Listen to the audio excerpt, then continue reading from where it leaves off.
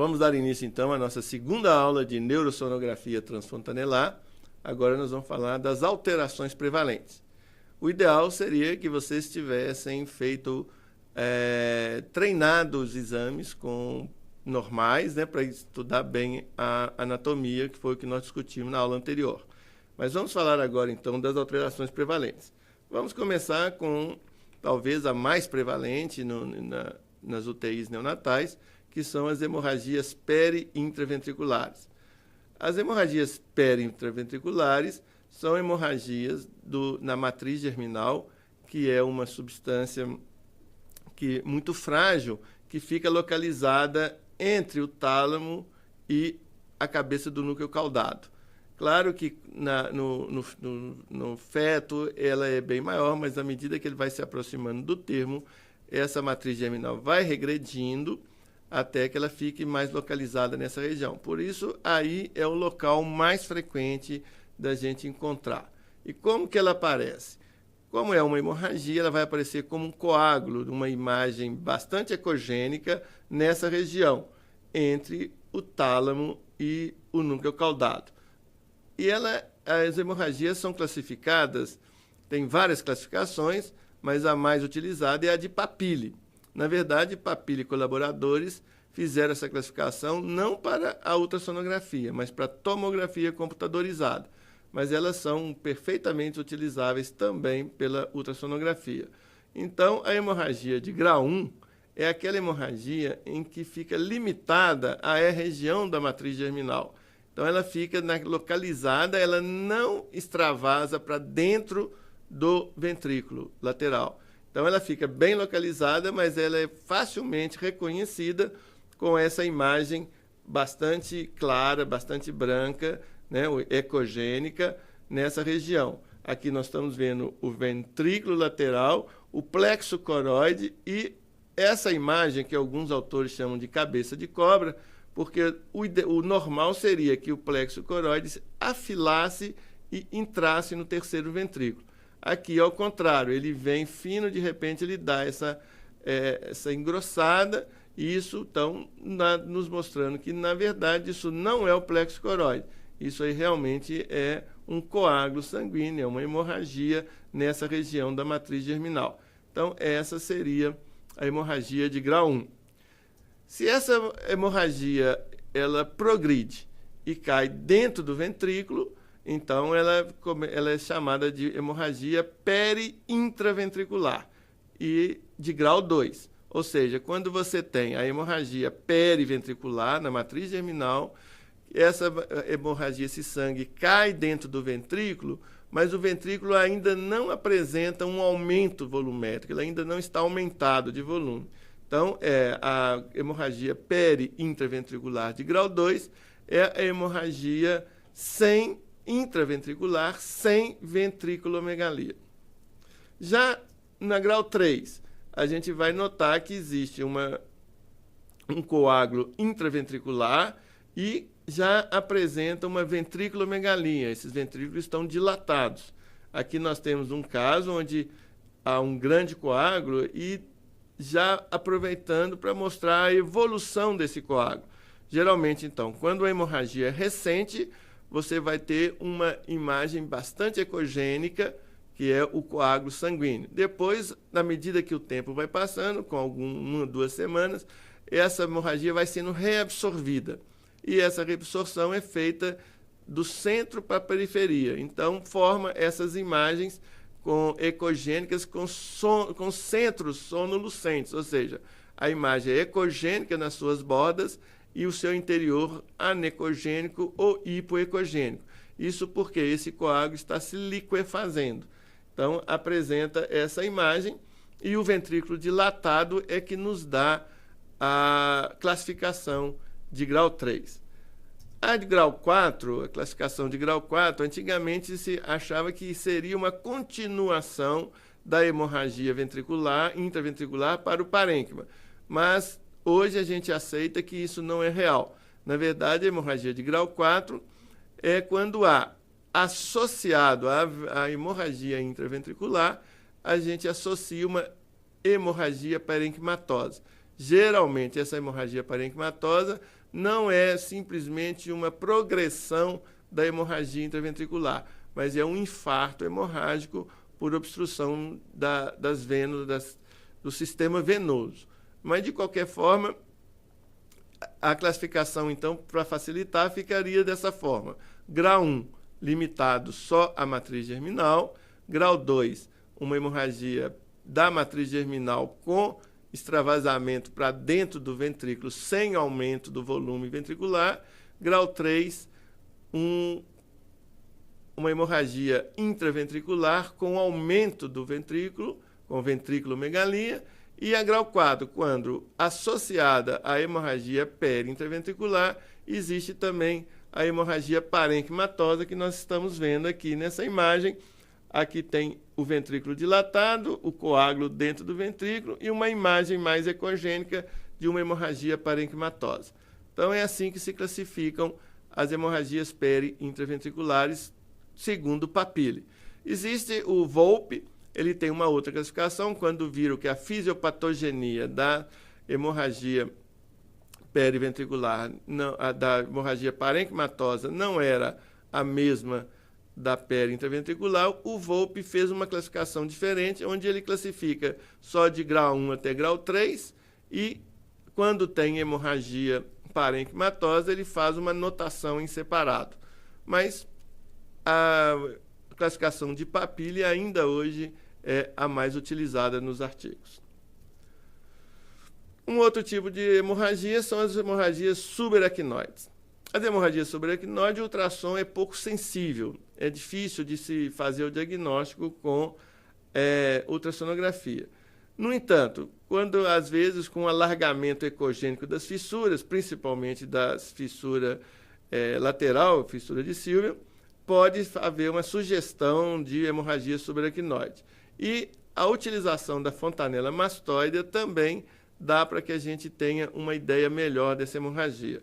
Mas é importante dizer que a sensibilidade do ultrassom não é ideal. Nesse caso, estaria indicado realmente a tomografia ou a ressonância magnética. Já a hemorragia epidural, ou seja, aquela hemorragia que acontece entre a dura mater e o periósteo, é a mais externa, ela é bem diagnosticada pela ultrassonografia. Geralmente, ela tem uma origem traumática, caracteristicamente, ela se apresenta como uma imagem biconvexa associada um desvio ou não da linha média, dependendo de sua extensão.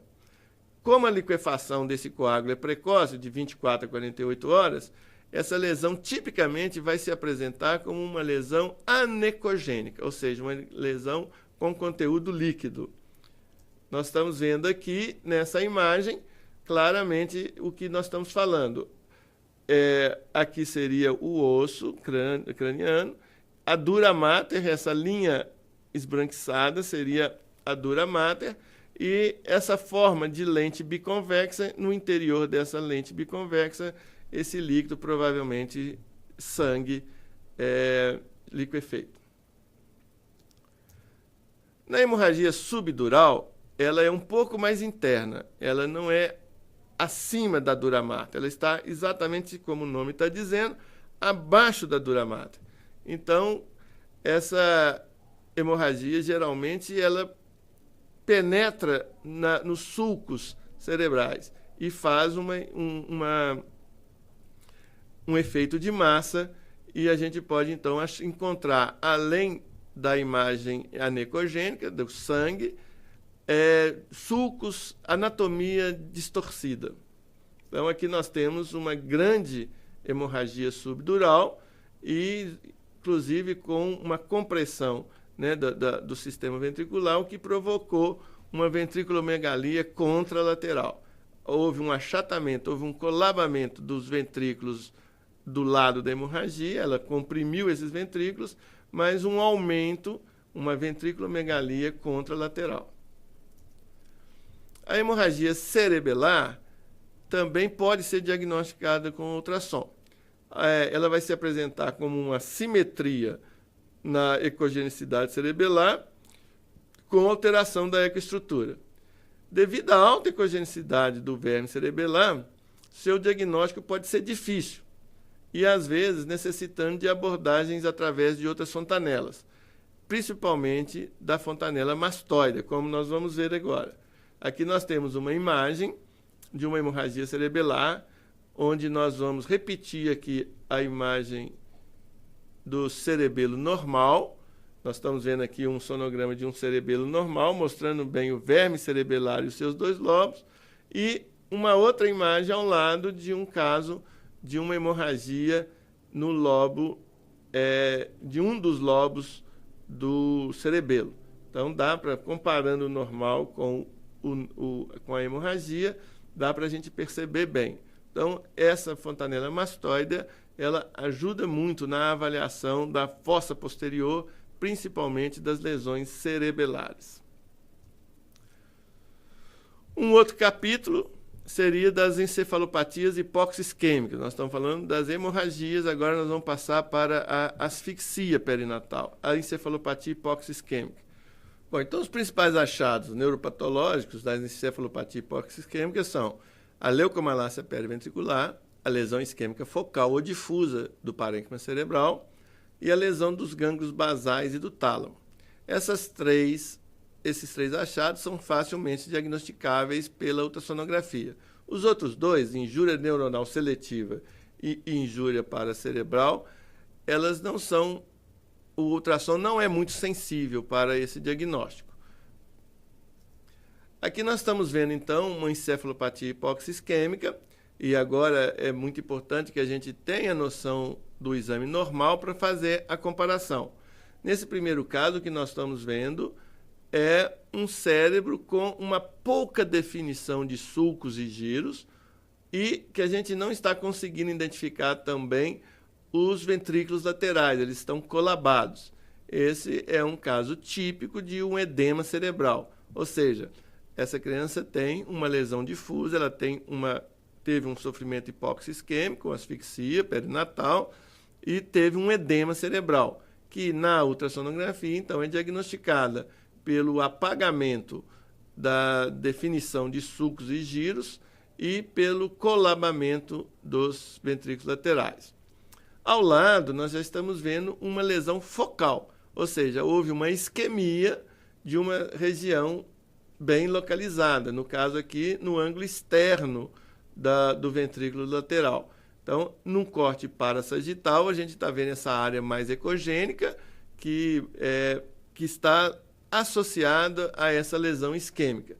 No corte coronal posterior, a gente pode comparar um lado com o outro, notando realmente essa imagem circunscrita, localizada, focal de uma lesão de hipoxisquemia. A leucomalácia periventricular é uma lesão também muito característica dessa síndrome hipoxisquêmica. Ela também tem uma classificação que não é muito utilizada, mas foi descrita por De Vries e colaboradores em 1992. Quando você tem só a ecodensidade, ela é chamada de grau 1. Quando ela começa a apresentar cistos, com a evolução, essa ecodensidade ela evolui para uma imagem císticas, e esses cistos estão restritos à região do ângulo externo do ventrículo lateral, ela é chamada de grau 2. Quando há os cistos em toda a extensão da região periventricular, chamada de grau 3, e quando esses cistos, quando essa necrose, ela se estende para as regiões subcorticais, ela é chamada de grau 4. O que nós estamos vendo aqui são casos típicos dessa lesão periventricular, chamada de leucomalácia periventricular multicística, onde nós estamos vendo claramente, naquela região onde antes estava aquela lesão mais ecogênica da isquemia, agora, com a evolução, essa região ela sofre uma necrose, uma apoptose e vai formando pequenos cistos no parênquima cerebral. Por isso é chamado, então, de leucomalácia periventricular. Geralmente ela vai estar associada com paraplegias e outras lesões do sistema nervoso. Um outro capítulo seria o das infecções perinatais, né? No caso aqui da sepse neonatal, uma criança que apresentou uma infecção, uma sepse, fez uma meningite. Esse primeiro caso, nós tivemos, foi um caso da época que eu estava fazendo a minha especialização na Argentina, uma criança que teve uma meningite, foi tratada, mas mantinha febre e com o líquor já estéril e mantendo febre. Então, foi feito um ultrassom e diagnosticado aqui nessa região um abscesso cerebral. Então, ela foi visto, quer dizer, aquela meningite, ela progrediu para um abscesso cerebral e teve que fazer, então, um tratamento cirúrgico para drenar esse abscesso e depois houve melhora. Nesse outro caso, é um caso de ventriculite, ou seja, a infecção está dentro do ventrículo. Isso que nós estamos vendo dentro do ventrículo, que é difícil, às vezes, de fazer o diagnóstico diferencial com coágulos sanguíneos, poderia ser também uma hemorragia, mas nesse caso específico é pus, né? É material, fibrina dentro do ventrículo. Em vez do líquor estar cristalino, ele tem esse material ecogênico que faz o diagnóstico de uma ventriculite bacteriana. O que ajuda no diagnóstico também, apesar que também nas hemorragias pode acontecer, é que a parede ventricular também fica um pouco mais espessa, os limites dos ventrículos ficam mais espessos, uma parede ventricular mais espessada e mais ecogênica. Então, isso no caso de meningite, de ventriculite bacteriana. Essa imagem eu coloquei na minha aula porque, para mim, ela tem um significado muito importante. Esse é o primeiro exame que eu fiz na minha vida de ultrassonografia transfontanelar e, possivelmente, é o primeiro exame feito em Belo Horizonte. Na verdade, eu estava muito interessado em começar a fazer ultrassom e não tinha ninguém em Belo Horizonte que estivesse fazendo esse tipo de exame. E, então, uma enfermeira do hospital que eu trabalhava, o Hospital das Clínicas da UFMG, tinha um filho que estava com uma macrocrania. E o neurologista tinha falado para ela que poderia ser feito um ultrassom para ver. Então, ela me procurou e nós fizemos esse exame. A gente não tinha ainda muitos estudos, muita técnica, mas fez o exame e mostrou, então, essa imagem. Uma imagem bem grande de um cisto que a gente diagnosticou como cisto subaracnoide. Mas como a gente ainda não tinha uma experiência suficiente para essa garantia, nós pedimos para fazer a tomografia, e essa tomografia, então, que nós estamos vendo aqui ao lado, foi a confirmação desse exame. Não é uma patologia muito prevalente, mas eu sempre coloco nas minhas aulas, porque para mim foi muito importante. Foi a partir daí que eu me entusiasmei e procurei me aprofundar no estudo da ultrassonografia transfontanelar. A toxoplasmose, ela tem uma característica importante. Na verdade, o que caracteriza no exame transfontanelar da toxoplasmose da citomegalovirose é a procura de calcificações intracerebrais. Então, nós estamos vendo aqui uma criança, ela já tinha o diagnóstico de toxoplasmose congênita e foi pedido para se fazer, então, um ultrassom transfontanelar, e nós encontramos várias calcificações, várias imagens muito ecogênicas, muito brilhantes de calcificações intracerebrais. O interessante que é para o diagnóstico diferencial, essas calcificações geralmente elas são difusas. Nós estamos vendo aqui um grande cisto de plexo coroide, mas esse cisto de plexo coroide é um achado fortuito, não tem nada a ver com a toxoplasmose. Mas o que chama atenção, o que nós estamos querendo chamar a atenção nessa imagem, são dos vários pontos bem brilhantes, bem ecogênicos, distribuídos difusamente no parênquima, que é uma característica comum da toxoplasmose. E que difere da citomegalovirose, porque na citomegalovirose essas calcificações têm uma tendência a ficarem na região periventricular, em torno do ventrículo. Então, nós estamos vendo esse outro exame, em que realmente todas as calcificações estão aqui numa área bem próxima, ao lado do ventrículo lateral. essa imagem, então, quando é bem característica. Quando as calcificações estão difusas, pensar mais em toxoplasmose.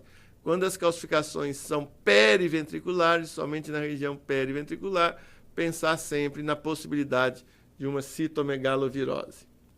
Esse outro caso também interessante, é um caso raro, mas eu trouxe apenas para ilustrar, uma criança que já estava diagnosticada com meningite tuberculosa, e no exame de ultrassom, já estava tratada, mas no exame de ultrassom a gente encontrou esse cisto porencefálico, que provavelmente foi uma lesão tuberculosa ali, uma cratera tuberculosa que foi reabsorvida ali um granuloma tuberculoso que foi depois reabsorvido, formando esse cisto porencefálico. Bom, então agora nós vamos entrar no capítulo das malformações do sistema nervoso central. São várias malformações possíveis, mas obviamente não vamos falar de todas, vamos falar daquelas que são mais características. Vamos começar com a malformação de Arnold-Chiari, que patologicamente consta do deslocamento caudal do cerebelo e do quarto ventrículo em graus variáveis da displasia cerebelar. Os achados sonográficos incluem o deslocamento caudal, a má individualização do quarto ventrículo. A gente não consegue individualizar bem o quarto ventrículo porque ele está, de alguma forma, herniado no forame magno, e também da cisterna magna. Os ventrículos laterais geralmente estão dilatados e os cornos anteriores tomam uma forma muito característica chamada em asas de morcego. Eu costumo dizer que é aquele símbolo que a gente vê nos filmes do Batman. Vocês vão ver que a imagem realmente parece com o símbolo do Batman. Então, essas características são muito importantes para o diagnóstico de Arnold-Chiari. Então, uma herniação, um rebaixamento da localização do quarto ventrículo e da cisterna magna, os ventrículos no corte coronal, os ventrículos com o aspecto de asa de morcego, e uma terceira é uma evidência da substância intertalâmica. Então, esse caso, nós inclusive já mostramos essa imagem na primeira aula de anatomia, mas eu estou repetindo porque agora nós vamos ver, então, que ela é característica dessa síndrome. Nós estamos vendo aqui o morcego, que são os cornos, são os ventrículos laterais vistos no corte coronal, e o terceiro ventrículo dilatado com uma proeminência, com uma evidencialização muito grande da substância intertalâmica. Então, o conjunto dessas três coisas, a asa de morcego, a substância intertalâmica e a má individualização do quarto ventrículo e da cisterna magna, nos permite fazer esse diagnóstico da malformação de Arnold-Chiari. Um outro complexo é o complexo de Dandy-Walker.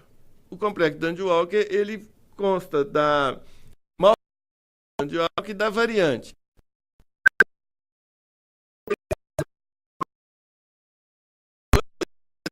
Cisto do quarto ventrículo.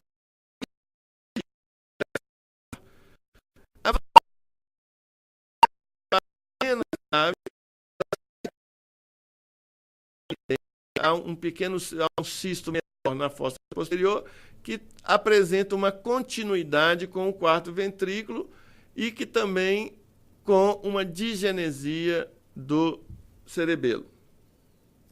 Então, nós temos aqui uma imagem de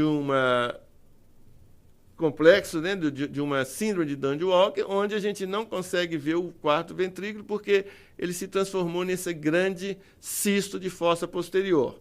Já na variante de Dandy-Walker, a gente vê mais claramente. Tem aqui um cerebelo pequeno, hipotrofiado, mas o quarto ventrículo em comunicação com esse cisto de fossa posterior. Então, essas são as características tanto da síndrome de Dandy-Walker quanto do variante de Dandy-Walker. A genesia de corpo caloso. A genesia de corpo caloso também é facilmente identificada pelo ultrassom.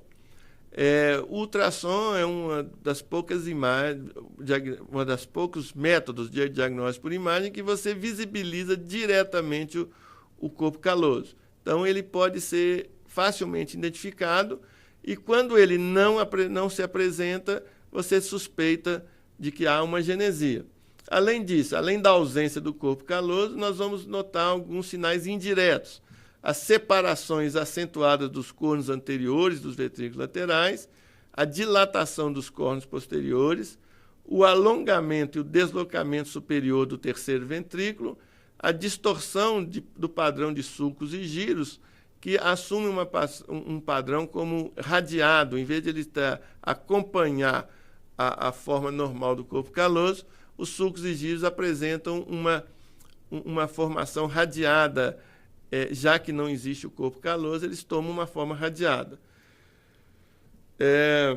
Então, nós temos aqui uma imagem, nós estamos vendo o afastamento dos ventrículos laterais, uma ascensão do terceiro ventrículo, para onde ficaria ali a cavidade do septo pelúceo. Na verdade, o terceiro ventrículo ascende, e os sulcos radiados, em vez de você ter o sulco do cíngulo contornando o corpo caloso, esses sulcos, então, tomam essa forma radiada, que alguns autores chamam em roda de carroça. Então, são imagens típicas do diagnóstico de agenesia de corpo caloso. Uma outra malformação é a esquisencefalia, que é caracterizada por fendas dos ventrículos laterais com a superfície cortical. Ao ultrassom, o que a gente vai evidenciar são espaços alargados com líquido e que se comunicam com os ventrículos laterais. As bordas das fendas são um pouco mais ecogênicas devido à presença de tecido cortical. Então, nós estamos vendo aqui uma esquisencefalia, nesse caso aqui o que nós chamamos de esquisencefalia de lábio aberto, porque há a comunicação direta do ventrículo lateral com a região extra cerebral, né, com a parte subaracnoide extracerebral. Então, como se estivesse faltando um pedaço do cérebro. Isso é uma esquisencefalia.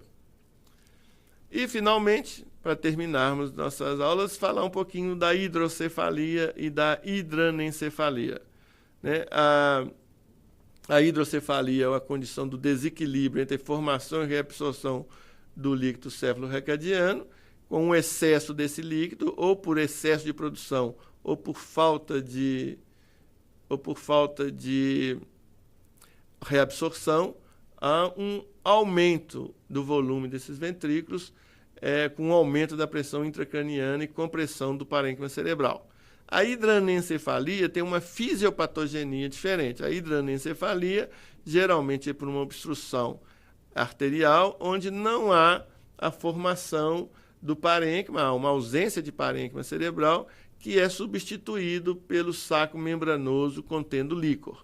Então, é importante fazer o diagnóstico diferencial, e uma das formas de fazer isso é utilizando um Doppler de artéria carótida. Quando há uma hidranencefalia, acredita-se que não haja fluxo na artéria carótida. Na hidrocefalia, esse fluxo se mantém. Nós estamos vendo aqui, então, uma imagem de uma hidrocefalia moderada. Aqui no corte coronal posterior, a gente está vendo a parte do trígono, ou do pouco mais atrás, e no início do corno posterior, bastante dilatado, dá para ver claramente. E no corte parassagital, a gente está vendo o ventrículo lateral em toda a sua extensão, também dilatado, no corno anterior, no trígono, corno posterior e corno temporal. Aqui já é uma hidranencefalia, ou seja, não tem praticamente nenhum parênquima cerebral e toda a cavidade craniana é ocupada por líquido sem o parênquima que a gente esperaria encontrar. Bom, espero que tenham gostado. É difícil em tão pouco tempo, a gente transmitir todas as informações necessárias, mas eu estarei sempre à disposição para aqueles que quiserem se aprofundar nesse tipo de exame, nesse tipo de avaliação. vou estar sempre à disposição aí para que a gente possa trocar ideias.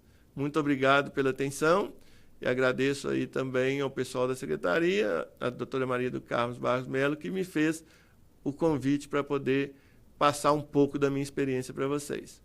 Um grande abraço.